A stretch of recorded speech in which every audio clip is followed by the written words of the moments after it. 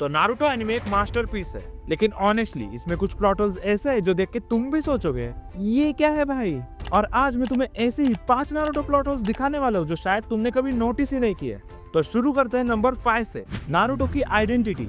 सोचो जरा, Ninetales attack में मिनाटो और कुशिना दोनों मर गए और थोड़ी देर बाद एक ब्लॉन्ड स्पाइक हेयर्ड बच्चा आ गया जिसका चेहरा बिल्कुल कुशिना जैसा था और बाल बिल्कुल मिनाटो जैसे। ऊपर से उसका सरनेम भी उजुमाकी, मतलब एक विलेज फुल ऑफ निंजास जो हर जगह से इन्फो कलेक्ट करते हैं। उन्हें ये सिंपल चीज नोटिस नहीं हुई क्या सबको टेम्पररी एमनेजिया हो गया था? ये बात तो पूरे विलेज में वाइल्ड फायर की तरफ फैलनी चाहिए थी, पर नहीं, सब चुप रहते जैसे कुछ हुआ ही नहीं। अब तुम बोलोगे कि विलेज एल्डर्स ने जानबूझकर ट्रुथ छुपाया, पर फिर भी एक पूरा विलेज इतना क्लूलेस कैसे हो सकता है?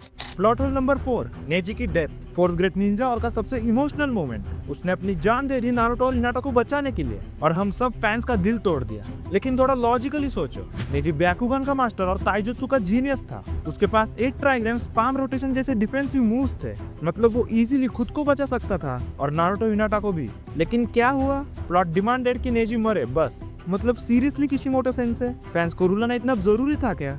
Next, plot hole number 3, Connon shinobi world को बचा सकती थी। हाँ, मैं सही कह रहा हूँ। जैसे तुम्हें पता है ओबिटो नागाटो के रिनेगान लेने आया था और कोनान क्लियरली बोलते कि मुझे पता है तुम आने वाले हो और क्यों आने वाले हो। मतलब उसे फुल नॉलेज था कि ओबिटो यहाँ क्यों आया है। अगर कोनान चाहती तो इजीली नागाटो का रिनेगान डिस्ट्रॉय करके ओबिटो का पूरा इन्फिनिट सुकुयोमी प्लान फ्लॉप कर देती, बट नहीं, उसने बस छोड़ दिया। मतलब जो बंदा पूरी दुनिया को गेंजुत्सु में डालना चाहता था उसको तुमने खुद ही एंट्री टिकट पकड़ा दी फ्री में। Konan literally had the chance to save the world. Plot hole number 2, Madara undoing Edo Tensei. ये पार्ट सबसे कंफ्यूजिंग है। इटाची ने काबुटो को इज़ानामी में डाल के एडो तेंसेई रिलीज करवा दिया। सब सोल्स प्योर लैंड जा रहे थे और मदारा सडनली बोलता है नॉप, मुझे नहीं जाना, और बस खुद ही एडो तेंसेई अंडू कर लेता है सिर्फ कुछ हैंड साइंस बना के। उसके बाद उसके पास होता है इन्फिनिट चाक्रा, इंडिस्ट्रक्टिबल बॉडी और फ्री विल। वो 5 कागज को भी उनकी औकात दिखाता है। पर सवाल ये है, तोबिरामा जो इस जुत्सु का क्रिएटर था उसे ये ट्रिक क्यों नहीं आती? अगर क्रिएटर ही अपने जुत्सु के लूप होल्स नहीं जानता तो फिर क्या फायदा?